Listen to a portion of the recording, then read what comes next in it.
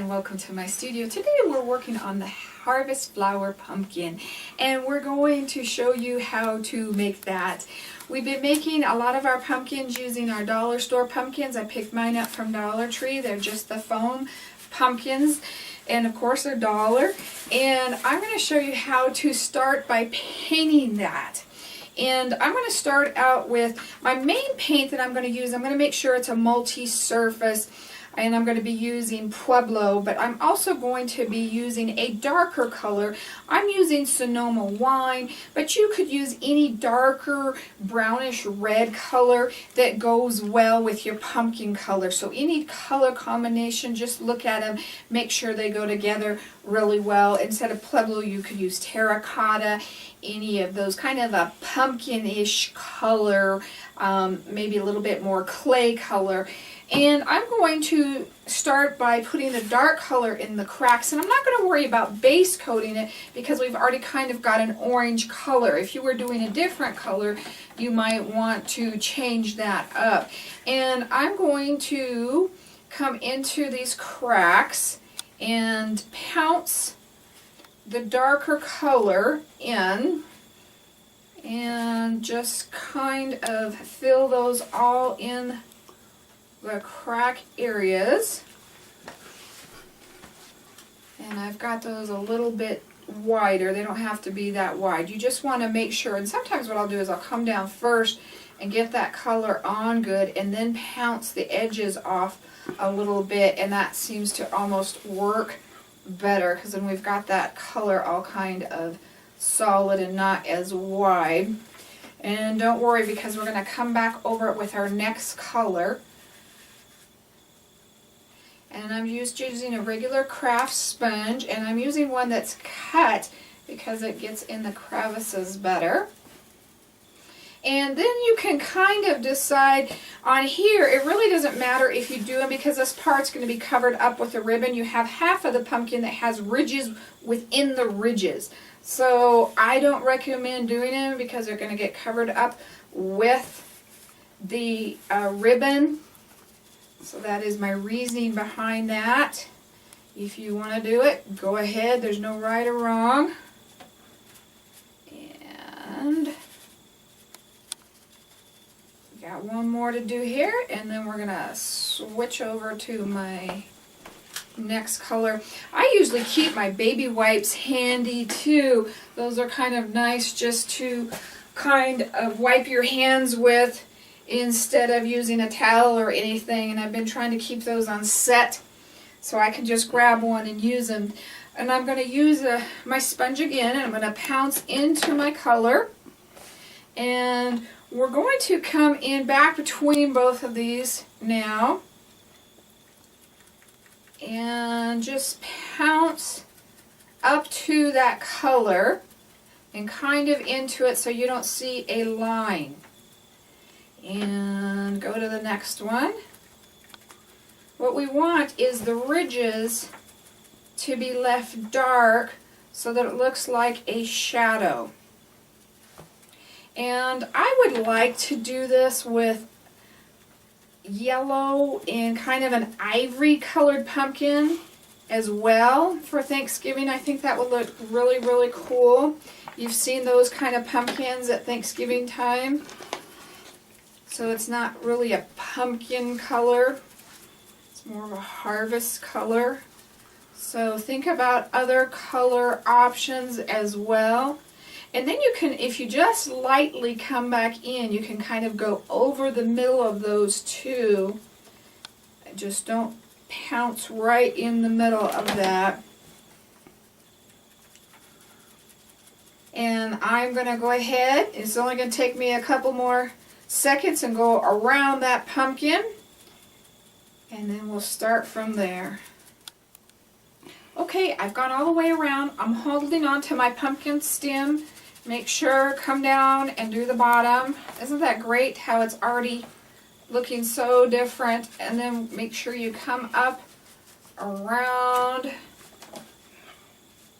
the top stem And you have a little room. You don't have to get it all the way up there, but we don't want really much of that orange showing through anywhere. So we want to kind of make sure we've got that all covered. And then I'm going to go ahead and put that onto my dry board to dry. And we've got a double-sided dry board at miriamjoy.com. If you need a dry board, they've got the little nubs, and they're great, especially for projects like this. They work well for the pumpkins. So once we've done that, we can go ahead and get our ribbons drying while our pumpkin is drying as well. And I think I figured out it took me maybe around 2 yards of pumpkins, 2 yards of ribbon. And if you do 3 yards, then you're safe. So most of them come on 3 yards. And I really liked the orange wide. Unfortunately, I didn't have enough, and I want to show you this. This is really pretty. And I picked mine up at the craft store, Walmart, wherever you want. But we have what we call the Western tack. And I love this with the orange. I just didn't have enough of the orange, and I wish I'd have done my first one with that. Isn't that really pretty together? And that is really, really nice together. I like that color. And we have a couple different varieties.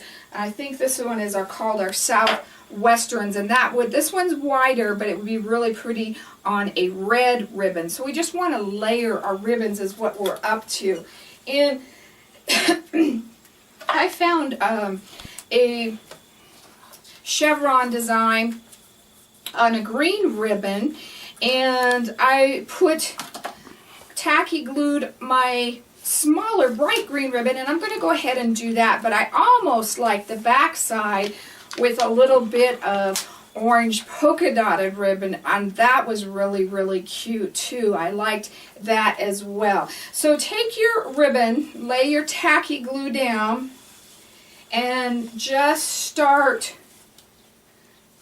put a line right down the middle of your ribbon. I'll get it straight out here. Oh, fun, fun, fun. Just lay this one down. Put a dot of glue or a little bit of glue right down the middle, and then lay your littler ribbon on top. And layering them because it's such a nice color. And I've noticed that even the chevron design still comes through that green ribbon. And let that dry. We're just using regular tacky glue. And we'll get that drying and our pumpkin drying. And then we'll come back and assemble that. Now that our pumpkin is all nice and dry, we're going to go ahead and put the ribbon on. And I'm going to be using a tacky glue, but I'm also going to be pinning it on as well. So we're going to put it right up next to it, the stem, and I'm going to do my tacky glue on each side of my ribbon. You don't want it so much that it comes off, and I don't want to do it so far ahead that it gets in the way of others. I'm going to lay my tacky glue on the side. They now have glue holders, and I need to pick some up that keep your glue turned upside down so you always have it when you need it. So I'm going to take a straight pin just to give it that extra hold. You don't have to do that, but that puts it right in there. Now we can go all the way around. And I'm going to have to stop and re-glue on this side. So what I'm going to do is I'm going to see where I want to cut this. And I'm going to go ahead and cut it. And glue this side. And put that all the way up there as well.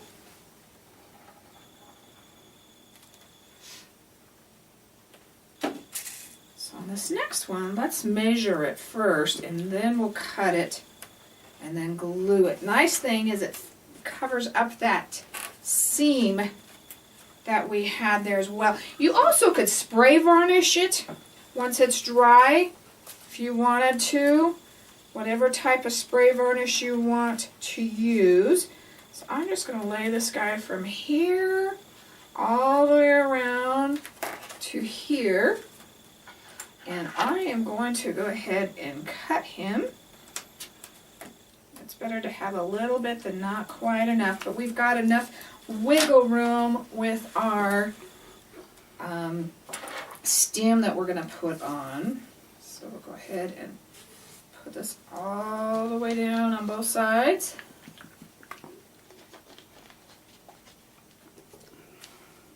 And this one's going to be really bright and colorful. I personally probably would have liked the orange, but I really wanted to see the bright because a lot of people do like the bright. My lid ran away, but that's okay. So we're going to go ahead and start this guy. I'm going to put my pin in.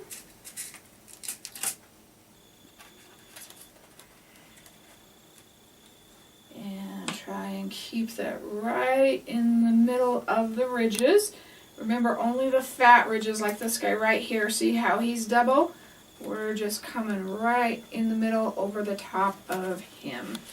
And go ahead and press these down. You should not have enough glue that it's coming out the sides. Keep that nice and clean as possible. And I'm just going to go ahead and put another pin in just because I can.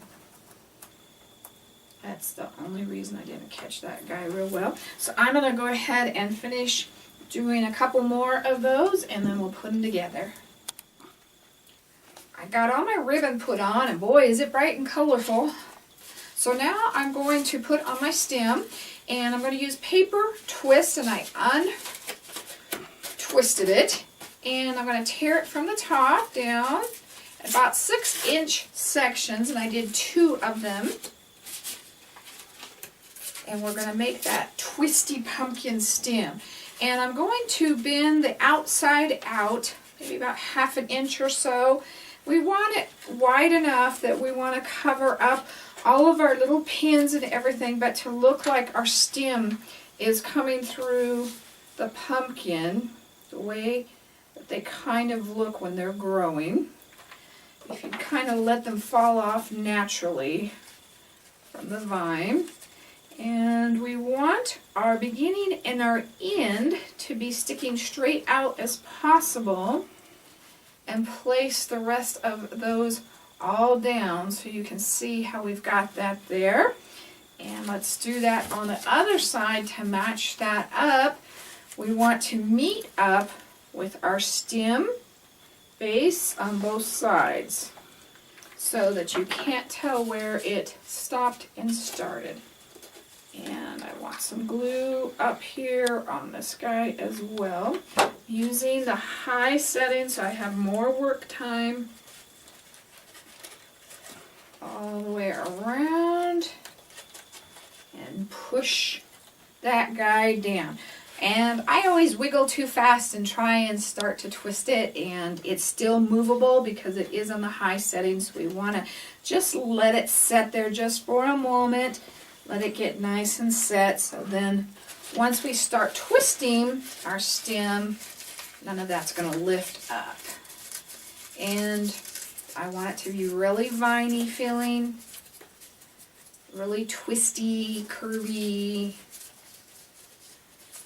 the way gourds and pumpkins grow with all their vines and curls and everything on them. And I always do them kind of out to the side. And then once we have that out there, then we'll put our flowers or whatever we want to. I went to the dollar store and I just picked up some basic flowers. And I always save my leftover leaves from other projects because this is when they come in handy. So I'm going to use some leftover leaves. I don't throw anything away. I end up using it eventually. So I'm going to put my leaves down first. And I always try to build up. Don't build flat. You don't want it to be flat down. You want it kind of curved and up as much as possible. Kind of build that base here.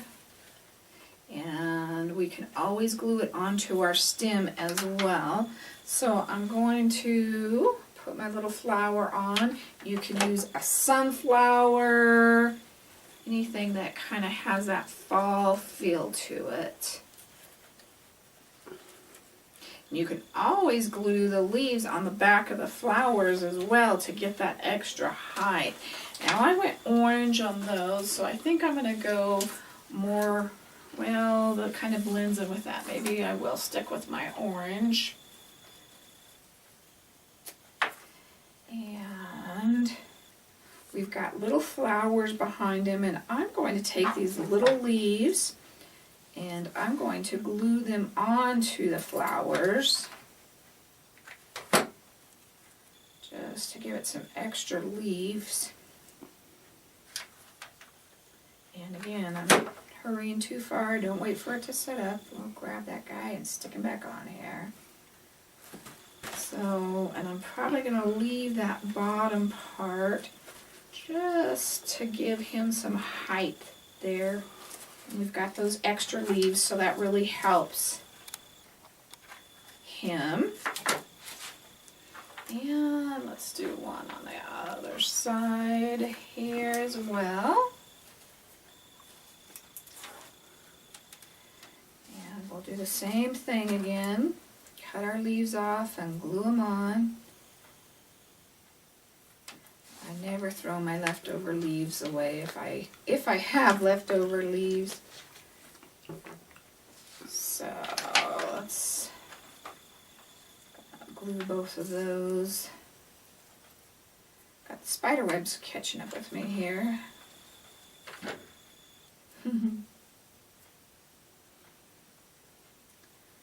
So put them both on the back so that the flowers show up, and we'll stick those in from the other direction. Let's see if I have a spot to kind of tuck them, and we don't want them so far in they're not showing up. Okay, and I would like a little bit more leaf up there, so I think I'm just going to tuck that guy kind of in there. And that was a leaf from my flower. Always thinking threes, and I'm going to go ahead, and I really think he needs the raffia, the natural raffia, to give him that harvest time rustic kind of feel. So we're going to make a bow real quick out of our raffia.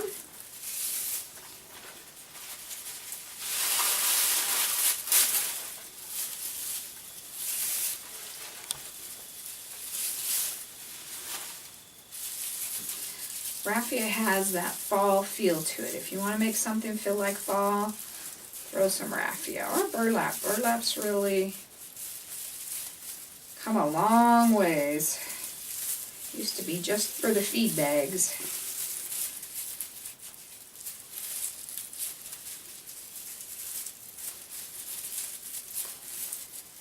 And we'll see if that is going to be too big here. We're going to cut this guy down.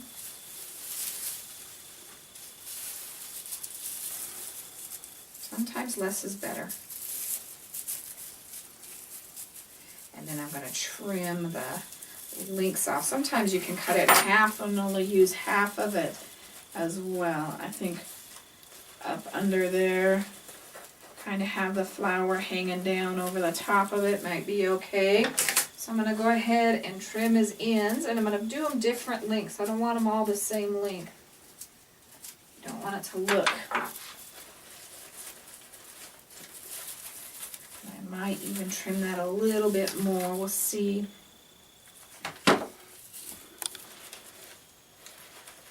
Now, if you had an empty spot, that would be a great place to put your bow. I just kind of want it tucked up under there, just to kind of give it that feeling. You also could put some berries or anything you wanted under there, but boy, we've got that green growing on there. You can sure see that pumpkin coming, can't you? So that is our ribbon pumpkin, but like I said, use what ribbon you like, what colors you like. You may like the brightness of the green and, you know, things like that. So don't be afraid to add your own touch to it, add your own flowers to it. You don't have to spend a lot to make one, and that's what's really nice. So come on over to my Facebook page at Miriam Joy's Waxy Crafty Corner, where we're posting up the projects as they're coming out, as well as some of the older ones, so that you can see what we've got going on for you. Thank you. God bless.